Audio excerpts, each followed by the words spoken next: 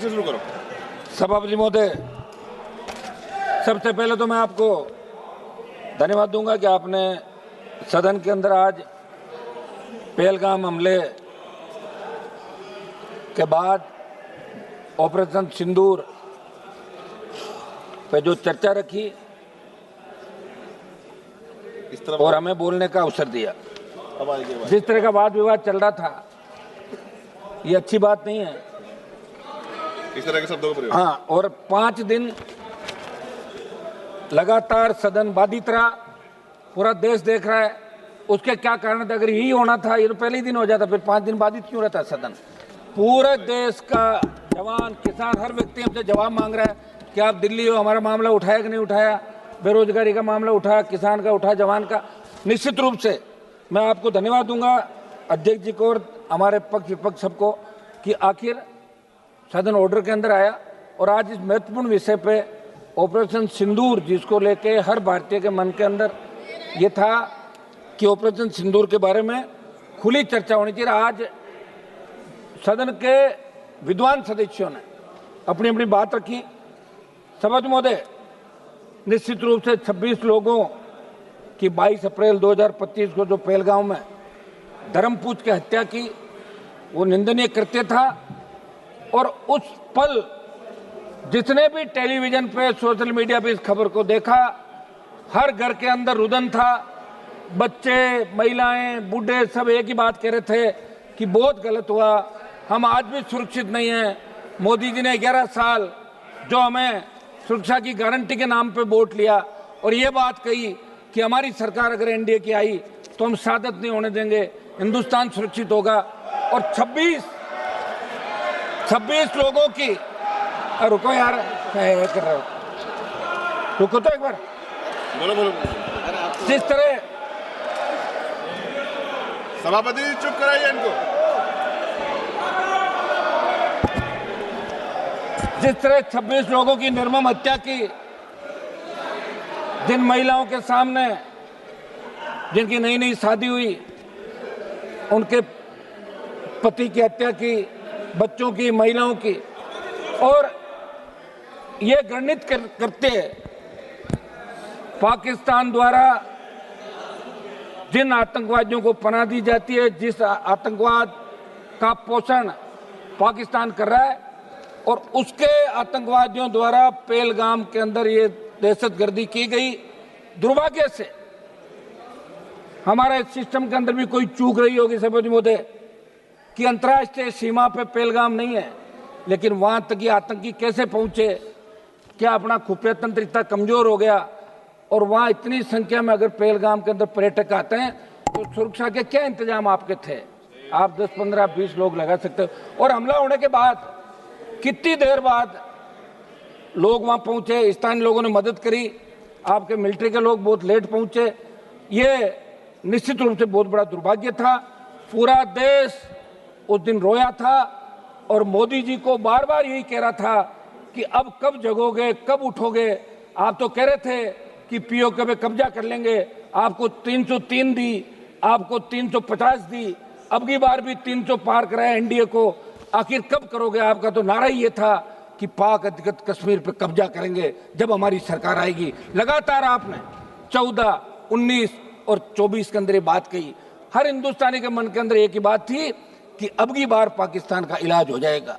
निश्चित रूप से इजराइल जैसे छोटे देश जो अपनी लड़ाई खुद के दम पर लड़ रहे हैं, 140 करोड़ का भारत देश, जिसकी सेना विश्व के अंदर सबसे मजबूत सेना है, जब भी सेनाओं की बात आती है तो कारगिल युद्ध के दौरान 20,000 फीट ऊंची पहाड़ियों पे अगर 50 किलो गोला बारूद लेके 47 लेके इस विकट परिस्थितियों के अंदर पहाड़ी पे चढ़ते हुए लड़ाई किसी ने लड़ी तो हिंदुस्तान की सेना ने लड़ी, वो जाट रेजिमेंट के हमारे जवानों ने लड़ी। ये अमेरिका के अखबारों के अंदर छपा था। सभापति महोदय, बहुत बड़ा दुर्भाग्य है कि 22 अप्रैल को घटना घटित हुई और 8 मई की रात को ऑपरेशन सिंदूर की शुरुआत हुई। 2 दिन चला। आपने कहा पाकिस्तान घुटनों के बल आ गया और देश के मीडिया ने यह कहा कि कराची पहुंच गए, लाहौर पे कब्जा कर लिया, इस्लामाबाद में झंडा फहराने वाले, तो हमने लगा हो गया काम, पाकिस्तान तो सुबह तक आ जाएगा। और आपने नाम भी सिंदूर रखा, ऐसा लग रहा था कि भारत पाकिस्तान की मांग में सिंदूर भर रहा है, ऐसा ही लग रहा था भाई जब सिंदूर नाम रखा। और सिंदूर का मतलब ये हो गया, अरे हाँ तो सिंदूर का मतलब ये होता है कि हमारे हिंदू धर्म के अंदर सिंदूर का, आप रुकिए साहब, ऐसे क्या कर रहे हो आप, खुद तो आधा घंटा भाषण दे दिया तो मुझे कह रहे हो जाओ, आप कमाल कर रहे हो, तो नहीं बोलना और क्या। सिंदूर हमारे हिंदू धर्म के अंदर सिंदूर का मतलब है कि महिलाएं सिंदूर पति को मानती, वो मांग भरती है सिंदूर कि मेरा पति।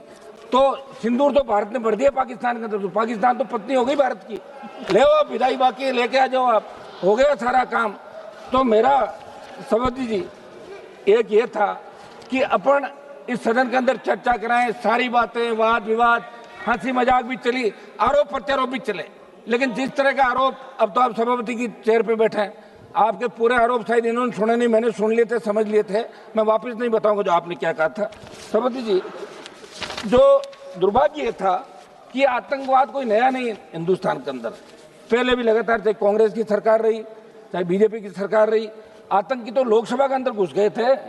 लोकसभा के अंदर अगर थोड़ा सा आगे आ जाते और हमारे उस समय वो लोकसभा के जो पार्लियामेंट सिक्योरिटी के जवान सादत नहीं देते तो कितने एमपी मारे जाते। उससे पहले भी लोकसभा, क्या हो गया, बोलने दो ना, दो एक मिनट बोलने दो, अभी अभी है कुछ। एक तो मेरी बात सुनो, 10:30 11 बजे बुलवा रहे हो आप, ठीक है, खबर तो अखबार में छपनी नहीं, ये तो तय है, सिर्फ सोशल मीडिया से काम निकलेगा। और हम ये बैठे हैं, इसका मतलब हम मजबूत लोग हैं जो सेना के सम्मान के अंदर रात को 12 बजे भी हाउस के अंदर बैठे हैं। हाउस में अभी 150 से ज्यादा संख्या नहीं होगी सांसदों की, लेकिन हम सेना के सम्मान के लिए यहाँ बैठे। सभापति महोदय, हम 2-3 जो प्रमुख हमारी चीजें हैं, एक तो घुसपैठ कैसे हुई, इस मामले के अंदर जांच होनी, आखिर घुसपैठ कैसे हुई, उसकी जांच क्या रही।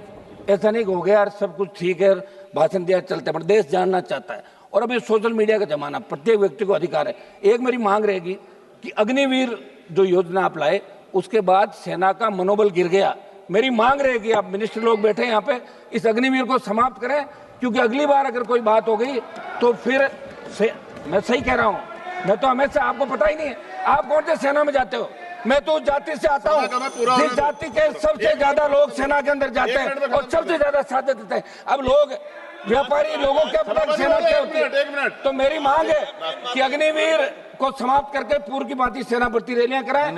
और इसके अंदर जब प्रधानमंत्री जवाब दे तो सिंदूर क्यों नाम रखा, सिंदूर कहां भरा, इस बात का भी पूरा प्रधानमंत्री के जवाब के अंदर धन्यवाद। हम सब सेना को सैल्यूट करते हैं। एक मिनट साहब सुने, सेना को हम सैल्यूट करते हैं और इसके अंदर जो लोग सीज फायर श्री बालासुरी वल्लभ जो लोग मारे गए उनको भी हम नमन करते हैं, उन लोगों का उनको, और सेना हमारी मजबूत है। आप स्टार्ट कीजिए जी, बालासुरी जी आप स्टार्ट कीजिए।